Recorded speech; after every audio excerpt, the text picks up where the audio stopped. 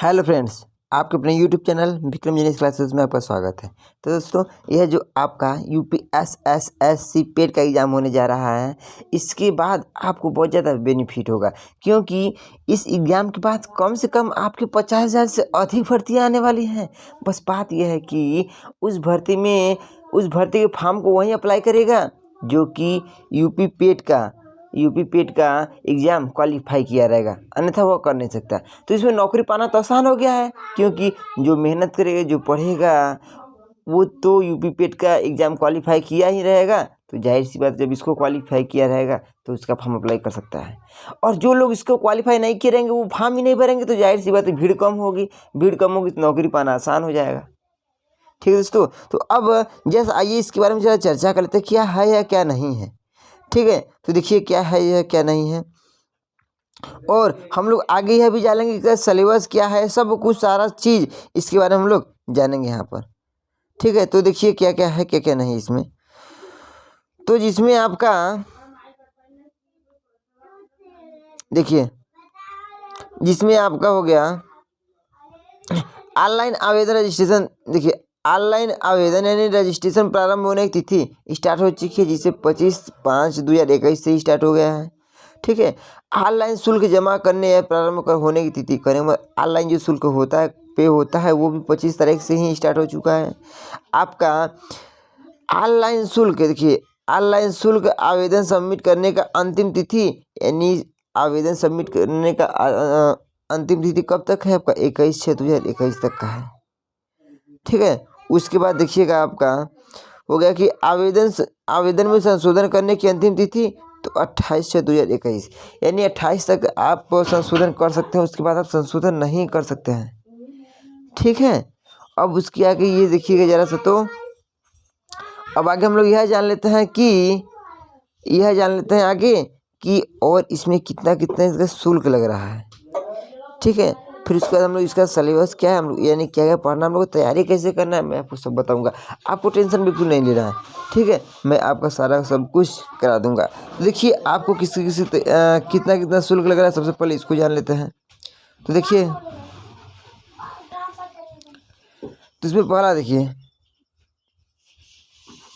देखिए अनारक्षित सम्मान का 160 रुपया लग रहा है, जिसमें 25 रुपया लगेगा आपका ऑनलाइन प्रक्रिया शुल्क, 25 रुपया लग जाएगा। टोटल मिलाकर आपका 150 रुपया लगेगा। कितना? 150 रुपया। ध्यान रखिए, कभी कभी आपके एग्जाम में पूछ लिए जाएंगे, कहे जाएंगे कि बताइए कि यूपी मतलब पेट में आपका अनारक्षित सम्मान में कितना रुपया लगा था, यानी उसका शुल्क, आवेदन शुल्क कितना था। तो आप 150 रुपया नहीं बताएंगे तो गलत माना जाएगा ये। ठीक है, आपको बताना है 160 रुपया। कितना बताना है आपको? 160 रुपया, जिसमें आपको 25 रुपया तो ऑनलाइन प्रक्रिया शुल्क लगा है। ठीक है, अब देखिए दूसरा क्या है आपका अन्य पिछड़ा वर्ग। इसमें कितना लग रहा है इसका आवेदन शुल्क? तो इसका भी आवेदन शुल्क आपका 160 रुपया है। कितना है? 160 रुपया, जिसमें आपका ऑनलाइन प्रक्रिया शुल्क 25 रुपया है। ठीक है, टोटल मिला के आपका 185 रुपया है। कितना टोटल मिलाकर आपका? 185 रुपया। यानी इसमें भी आपसे पूछ लिया जाएगा कि बताइए आपका अन्य पिछड़ा वर्ग में आवेदन शुल्क कितना लगा था। तो आप कहेंगे 150 ही कहेंगे तो गलत माना जाएगा, आपको 160 रुपया ही कहना होगा। ठीक है, इसी प्रकार से अनुसूचित जनजाति इसका कितना रुपया लगा है? तो 70 रुपया लगा है, जिसमें आपका 25 रुपया लग जाएगा। 25 रुपया आपका लगा रहेगा इस ऑनलाइन प्रक्रिया शुल्क का। टोटल मिलाकर 95 रुपया लगेगा।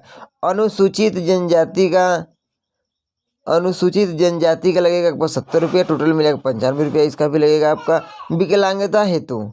ठीक है, यानी जो विकलांग उनके लिए क्या है, उनका आवेदन शुल्क फ्री है, सिर्फ ऑनलाइन प्रक्रिया चार्ज लगेगा। तो आपका वो 25 रुपया हो गया, टोटल सिर्फ 25 रुपया ही लगेगा।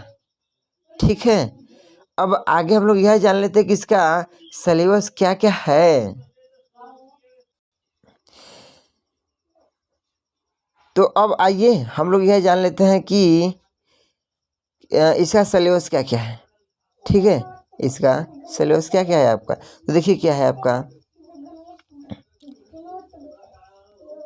यहाँ पर। पहला देखिए, इसमें टोटल आपका 100 प्रश्न होंगे। कितने प्रश्न होंगे इसमें? आपको टोटल 100 प्रश्न होंगे। एक मिनट रुकिए जरा सा। तो इसमें टोटल आपके 100 प्रश्न होंगे, ठीक है, और 100 नंबर के होंगे। समय आपका 2 घंटा रहेगा, जो कि माइनस मार्किंग रहेगा, 0.25 माइनस मार्किंग रहेगा, ठीक है। अब आपका पहला सब्जेक्ट क्या है, आपको भारतीय इतिहास यानी इंडियन हिस्ट्री। इसमें क्या क्या पढ़ना है आपको यह जान लेते हैं। देखिए, सिंधु घाटी सभ्यता के बारे में पढ़ना होगा आपको, ठीक है। वैदिक संस्कृति के बारे में पढ़ना होगा आपको। बौद्ध धर्म, अब देखिए बौद्ध धर्म जरा सा बड़ा का है, ठीक है। अब इसमें सारा कुछ नहीं पढ़ना है। बौद्ध धर्म में आपको सिर्फ गौतम बुद्ध की जीवनी एवं शिक्षा के बारे में पढ़ना है, ठीक है। इसी प्रकार से अगला है आपको जैन धर्म।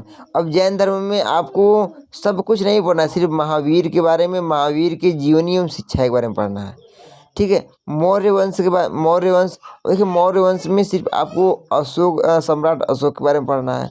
गुप्त वंश, अब गुप्त वंश में आपको समुद्रगुप्त और चंद्रगुप्त द्वितीय के बारे में पढ़ना है और किसी के बारे में नहीं, ठीक है। हर्षवर्धन के बारे में पढ़ना है आपको, राजपूत काल के बारे में पढ़ना है, ठीक है। ये तो आपका हो गया, ये तो आपका हो गया किसका, हिस्ट्री का हो गया। और आगे है, और आगे क्या क्या पढ़ना है इसको भी जान लेते हैं। तो अभी और आगे ये भी पढ़ना है आपको, उसी में है। सल्तनत काल के बारे में पढ़ना है आपको, मुगल साम्राज्य के बारे में पढ़ना होगा, मराठा के बारे में पढ़ना होगा, ब्रिटिश राज का अभ्युदय एवं प्रथम स्वतंत्रता संग्राम के बारे में पढ़ना होगा आपको, ब्रिटिश राज का सामाजिक आर्थिक प्रभाव के बारे में पढ़ना है। इतना पढ़ेंगे तो टोटल जाके आपको 5 नंबर मिलेगा। कितना मिलेगा आपको, 5 नंबर, ठीक है। ध्यान रखिएगा, अगर इतना पढ़ेंगे तभी आपको जाकर टोटल मिलेगा 5 नंबर। तो यहाँ तक तो आ गया होगा समझ में। तो अब जरा समझिएगा आगे। अब आगे हम लोग जानते हैं कि भारतीय राष्ट्रीय आंदोलन के बारे में, ठीक है, यानी इंडियन नेशनल मूवमेंट के बारे में क्या क्या पढ़ना है हमें। तो देखिए, पहला आपका है स्वाधीनता आंदोलन के प्रारंभिक वर्ष के बारे में पढ़ना होगा आपको, ठीक है। स्वदेशी तथा सविनय अवज्ञा आंदोलन, इसमें आपको पढ़ना होगा सिर्फ महात्मा गांधी तथा अन्य नेताओं की भूमिका के बारे में, और किसी के बारे में नहीं पढ़ना है, ठीक है। अब अगला देखिए, क्रांतिकारी आंदोलन तथा राष्ट्रवाद के का उदय के बारे में पढ़ना होगा आपको, ठीक है। विधायी संशोधन तथा ब्रिटिश इंडिया एक्ट 1935 के बारे में पढ़ना होगा आपको। भारत छोड़ो आंदोलन, आज़ाद हिंद फौज तथा नेताजी सुभाष चंद्र बोस के बारे में पढ़ना होगा। अगर आप टोटल यहाँ से लेके यहाँ तक पढ़ते हैं तो आपको जाकर मिलेगा 5 नंबर, ठीक है।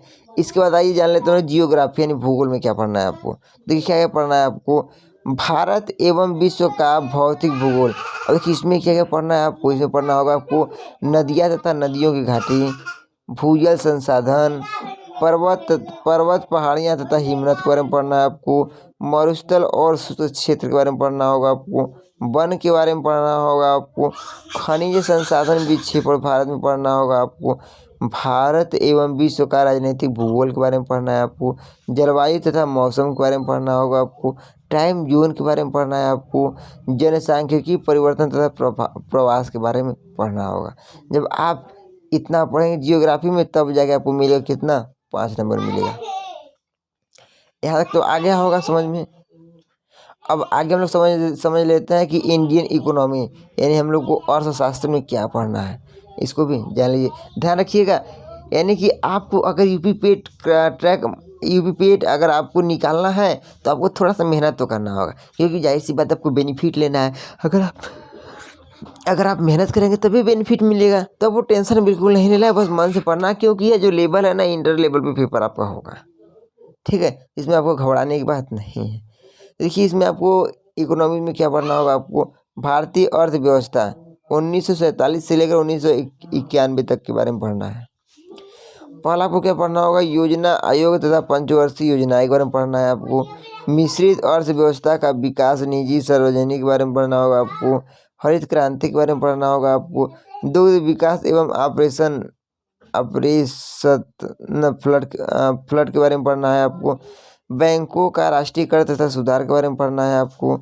वर्ष 1991 में आर्थिक सुधार तथा उसके बाद की अर्थव्यवस्था के बारे में पढ़ना होगा आपको।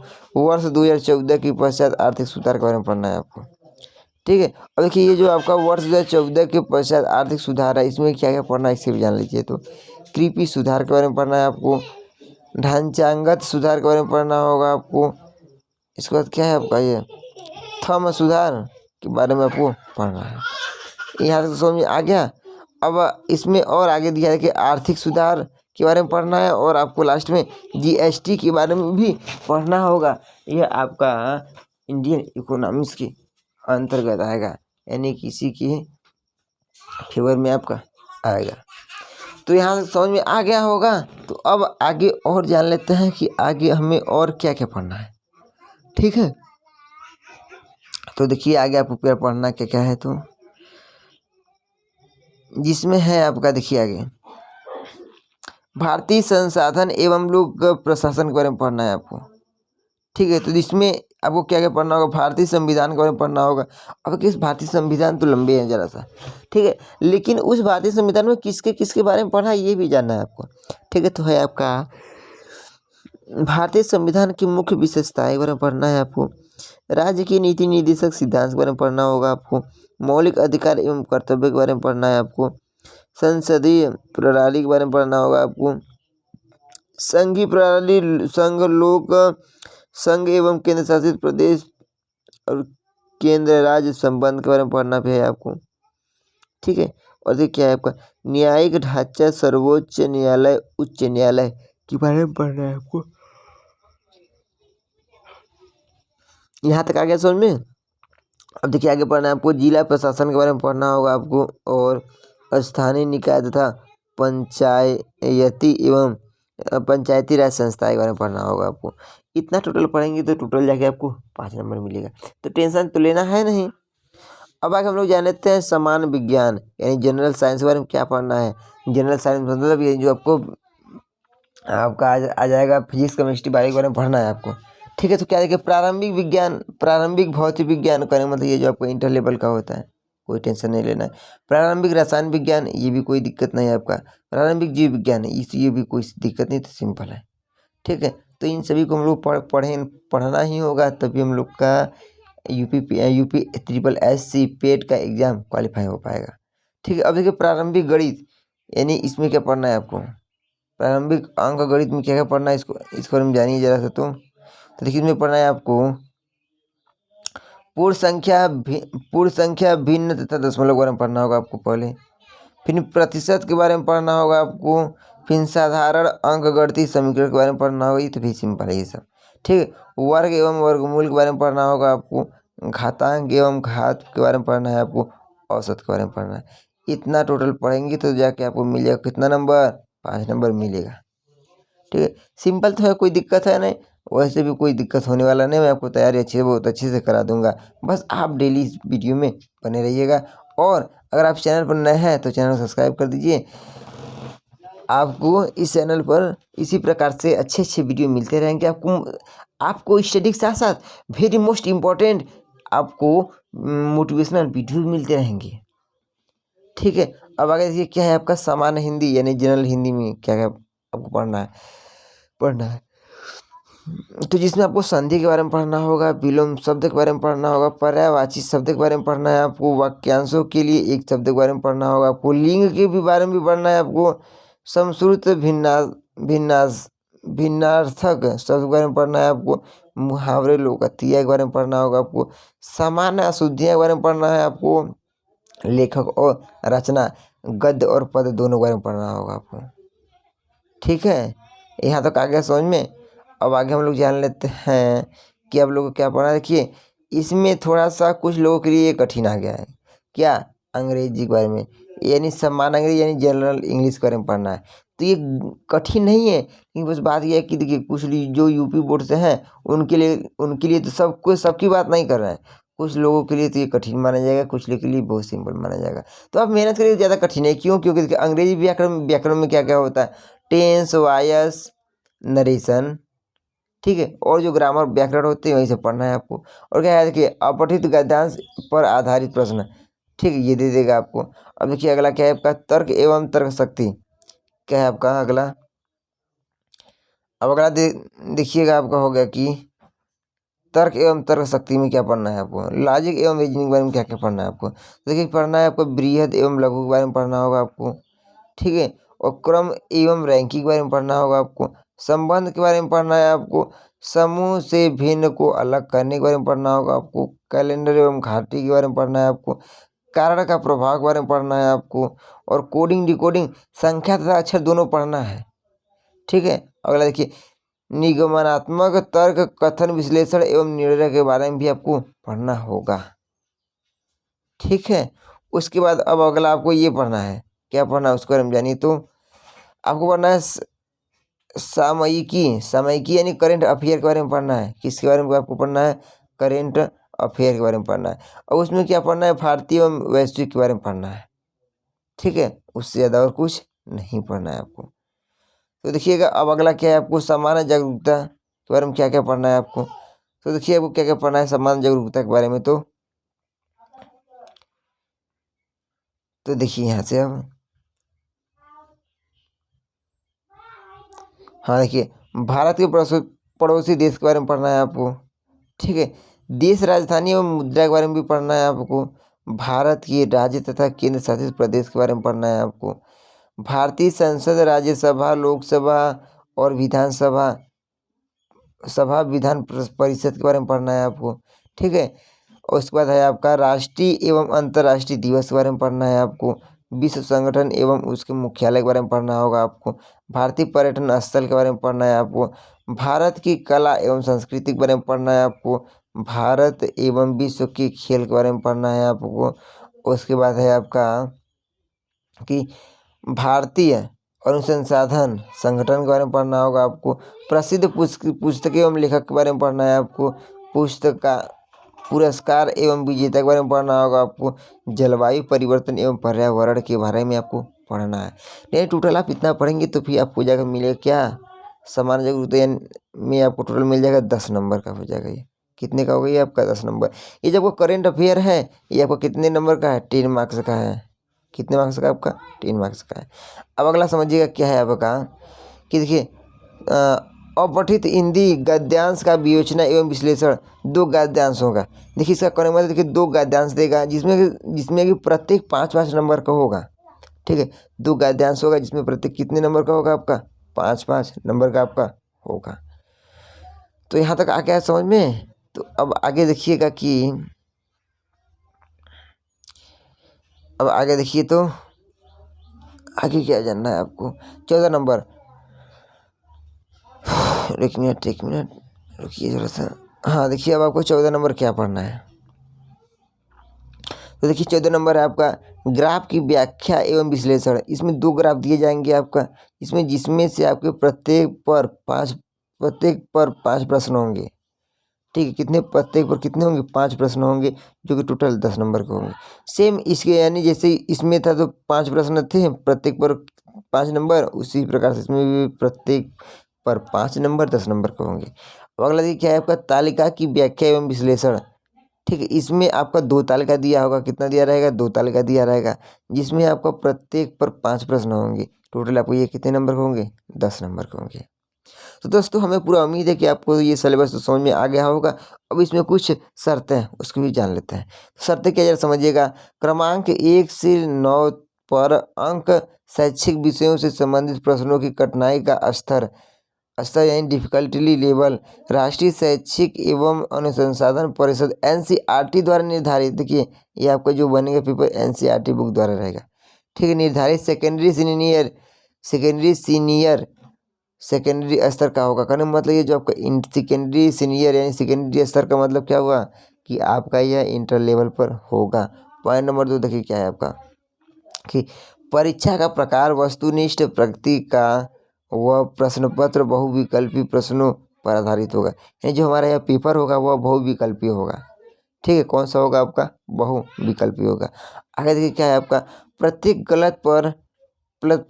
गलत उत्तर हेतु 1/4 अंक की कटौती की जाएगी। मैंने तो पहले ही कहा, क्या कहा था, 0.25 माइनस मार्किंग होगा, मैंने आपसे पहले ही कहा था, यानी 1/4। तो आ गया दोस्तों, यहाँ तक तो आपको पूरा सिलेबस आपका खत्म हो गया है। अब देखिएगा, आपको टेंशन बिल्कुल नहीं लेना है, ठीक है। बस आपको लगातार मेहनत करते रहना है, क्योंकि इसी के बाद अगर आप इसी को क्वालिफाई करेंगे तभी आपका सिलेक्शन आगे हो सकता है। एक तरह से माना है तो आपके लिए यह बहुत अच्छी सुनहरा मौका है, ठीक। मौका इसलिए है कि जो पेड क्वालिफाई करेगा वहीं अगला आपको भर्ती में फॉर्म अप्लाई कर सकता है, अन्यथा कर नहीं सकता। 50,000 से अधिक भर्ती आने वाली है, तो बस आप लगे रहिएगा अच्छे से, आपको सफलता जरूर मिलेगी। क्योंकि कहा जाता है कि सफलता एक बार में नहीं मिलती, लेकिन एक दिन जरूर मिलती है, ठीक है। बस आप लगे रहिएगा, तो आपको टेंशन नहीं लेना है बिल्कुल। आप डेली चैनल पे आइएगा, वहाँ से मैथ, जो भी मैथ रीजनिंग सब कुछ सीख लीजिएगा, आपको बिल्कुल टेंशन नहीं लेना है। तो दोस्तों, आज का वीडियो यहीं पर समाप्त होता है। तो आपको यह वीडियो कैसा लगा हमें कमेंट में ज़रूर बताइएगा, और आप अगर चैनल पर नए हैं तो चैनल को सब्सक्राइब जरूर कर लीजिएगा, क्योंकि इस चैनल पर इसी प्रकार से आपको लगातार वीडियो मिलते रहेंगे, आपको स्टडीज से लेकर मोटिवेशनल वीडियो तक मिलते रहेंगे, ठीक है। तो दोस्तों, मिलते हैं अगले वीडियो में, तब तक के लिए अपना ध्यान रखिएगा। Okay, thanks.